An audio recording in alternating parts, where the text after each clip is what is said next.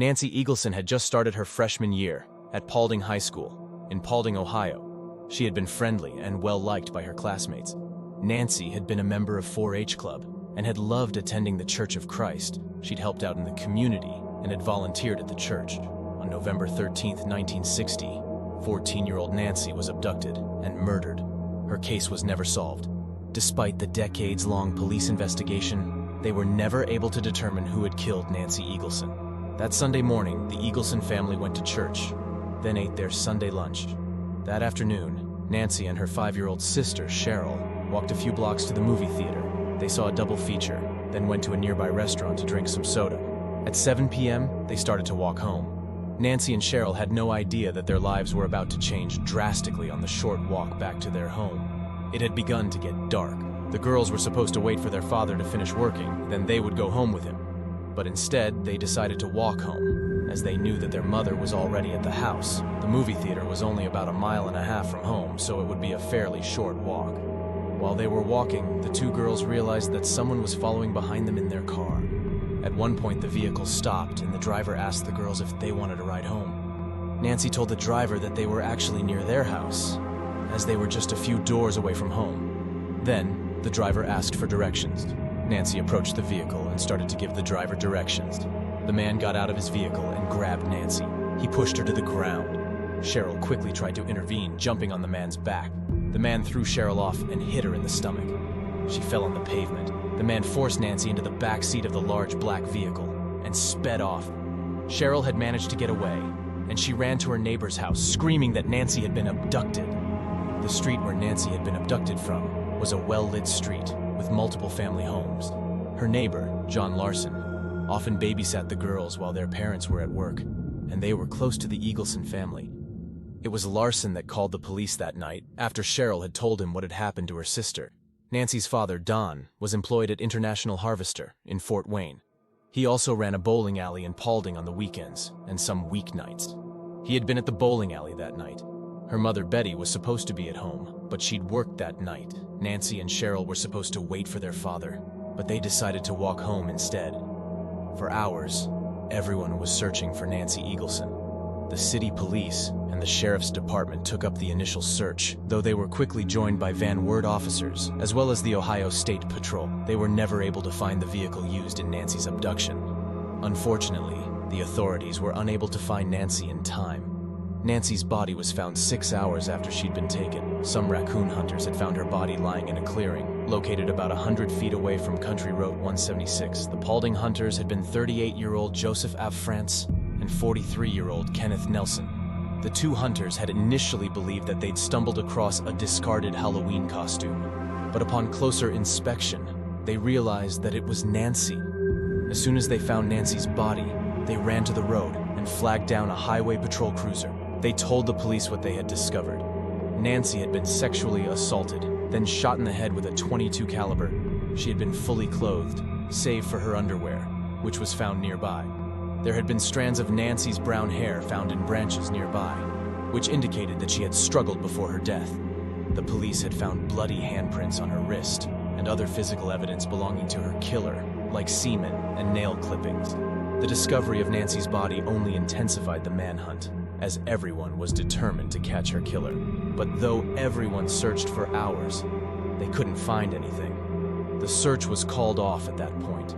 The police had noted that there were no visible tire tracks in the area, and that was because of the large amount of leaves on the ground. The killer had not made any attempt to hide Nancy Eagleson's body. On November 14, 1960, tragedy struck again.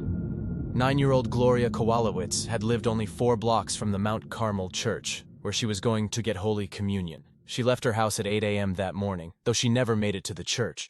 4 hours later, a truck driver found Gloria Kowalowitz's body.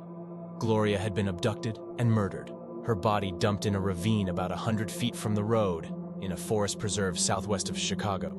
She had been shot in the head twice, with what was either a .32 or a .38 caliber weapon. The police believed that Gloria had been shot in the location where her body had been discovered. She had been wearing the same pink dress that she'd been wearing when she left her house hours earlier.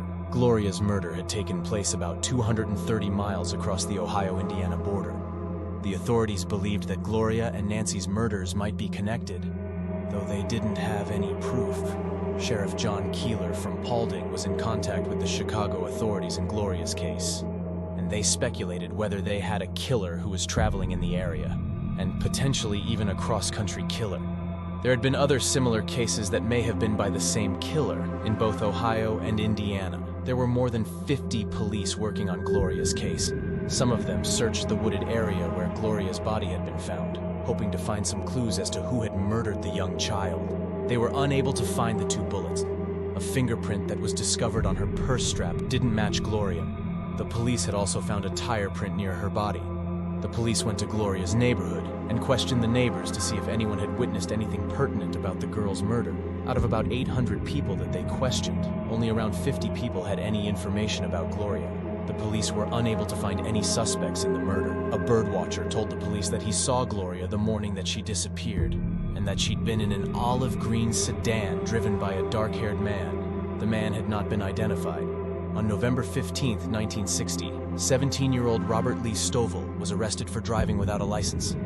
He had been found sleeping in a stolen car about 5 miles from LaPorte, Indiana. He was fined $15 and brought to the local jail. Stovall told the police that he was from Detroit, Michigan. When the police had brought him in, Stovall's pants and coat were soaked with blood. The police were suspicious about the blood on Stovall's bloody clothes. When they asked him about it, the teen said that he'd gotten into a bar fight in Detroit about 2 weeks ago. The LaPorte authorities decided to contact the Cook County Police in case Stovall was in some way connected to Gloria Kowalowitz's murder. When the LaPorte authorities questioned Stovall, he told them that he'd been nowhere near Chicago when Gloria had been murdered. The Chicago police arrived, and they questioned Stovall about Gloria's murder as well. They didn't believe that he was a prime suspect in Gloria's murder, but the Chicago police stated that they would be doing a full investigation into Stovall. During the course of Stovall's interrogation, they asked him about his whereabouts from the past few days, specifically the times when both girls had died. The police described Stovall as a psychopathic liar and stated that he had told wild, fantastical stories to the police when he was questioned. Stovall's version of events was inconsistent when he was questioned. He'd told the police that he was from Montrose, Michigan, and that he worked as a mechanic for GM Corp. When arrested, he had told them he was from Detroit, Michigan. Stovall said that he'd borrowed the car from his sister, but that was untrue. The car had been stolen from Chicago. He had told police that he'd drive out to Terre Haute, but they didn't believe that he could have drive out that far, as they had created a timeline of his whereabouts over the past few days. When the Illinois State Police looked into Stovall, they discovered that he was actually from Jacksonville, Illinois. He had spent a few years in a state mental hospital in Jacksonville and had recently been released. Stovall's bloody clothing was sent to the Chicago Crime Lab for testing. They also took samples from Stovall's muddy shoes and had them sent to the lab. Stovall was also questioned about other attacks against 3 women and a teen girl in Chicago. The Chicago police planned to have Stovall brought to Chicago, and he would be charged with auto larceny. He was cleared in both Nancy and Gloria's murders. Days after Gloria had been murdered, Chicago police brought 28-year-old Leon Clifford Weber Jr. to the police station as a suspect in Gloria's murder. Weber had been a former mental patient in 1957 after he'd committed sex acts in Peoria. Over the course of 5 months, Weber had abducted multiple children from the age of 4 to 12. He was positively identified by a few of the children that had survived his abduction attempts. A taxi driver also identified Weber, stating that he'd seen the man in Gloria's neighborhood shortly after the girl had been murdered. Weber admitted to the police that he had sexually assaulted some of his victims, though he hadn't confessed to abducting or killing Gloria. No charges were laid against him in regards to Gloria's murder. The authorities that were investigating Nancy's murder were Sheriff John Keeler, his 3-person force, and the Paulding Village Police. They were aided by the Ohio Highway Patrolmen. The local police were in over their head because they had never worked on a murder investigation before. The community had been shocked by the girl's murder, as it was a small community. The population had been 2,300, and it was the first murder in that town. Nancy's body was transported to Fort Wayne, Indiana for the autopsy. On November 17th, a few days after her murder, Nancy Eagleson was buried at Live Oak Cemetery. Her funeral service was held at the Paulding Church of Christ by 2 reverends, Ray White and S. Glenn Cameron. In the weeks following Nancy Eagleson's murder, Sheriff John Keeler questioned a great deal of local people, and even some potential suspects that were out of state. He was determined to find Nancy's killer, but he didn't have much to go on. One person who had been questioned in regards to Nancy's murder was a local Paulding man. Virgil Johnson owned Johnson's restaurant in Paulding. This was the restaurant that Nancy and her sister had gone to just before she had been abducted. Virgil Johnson was questioned and took a polygraph test. Sheriff Keeler cleared him from the suspect list. Cheryl Eagleson had tried to give the police as much information as she could, but she was very young and had been traumatized by the experience. Cheryl had witnessed her sister's abduction, and she'd been questioned about who she had seen. She'd done her best to describe her sister's kidnapper and the vehicle that she'd seen. Based on the young girl's description, the police started to search every vehicle in the area, looking for the vehicle from the kidnapping. The police were getting reports all over the county about people who had been the potential killer. Men who had knocked on people's doors asking for help shortly after Nancy's abduction, and men who had been spotted at bars or stores that loosely fit the description. The sheriff had been stated as saying the following about young Cheryl's eyewitness account. "We only know two things for sure. It was a man, and he drove an automobile." A few years after Nancy's murder, her mother, Betty Eagleson, spoke out in an interview about the impact Nancy's murder had on her family. At the time of the interview, Cheryl had been 10 years old and was still haunted by the memories from that night. Betty Eagleson stated the following: "I can talk about it now, but Don doesn't say very much about it. It really broke him up. They say women can adjust to something like Nancy's death better than man, or can cover their feelings more or something. Maybe that's the way it is with me. I hide the hurt, keep it inside." Betty also talked in the interview about how they had taken young Cheryl to multiple doctors because of how much the incident had affected the young girl. She had attended 3 hypnotic treatments with Dr. Donald Snyder in pain. One of the reasons why Cheryl was put under hypnosis was because the authorities wanted to retrieve any more details about Nancy's abduction. The first 2 treatments had gone well, but the third one had been a failure. Mrs. Eagleson had noted that young Cheryl had changed a great deal. She had once been a happy, loving child, but after losing Nancy, she had become emotionally withdrawn. Cheryl had been afraid to get too close to people, in case she might end up losing them like she'd lost Nancy. Although a great deal of locals believed that the killer was someone from town, the sheriff believed that Nancy's killer was someone who wasn't from the area.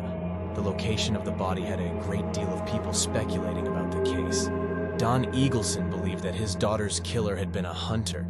He had likely not been from the area and would have stayed in a motel. He believed that the abduction had been a spur-of-the-moment kind of incident, and that afterwards, the killer had retreated to their hometown afterwards so as not to get caught. Betty would often get calls at the house from people who claimed to know the killer's identity.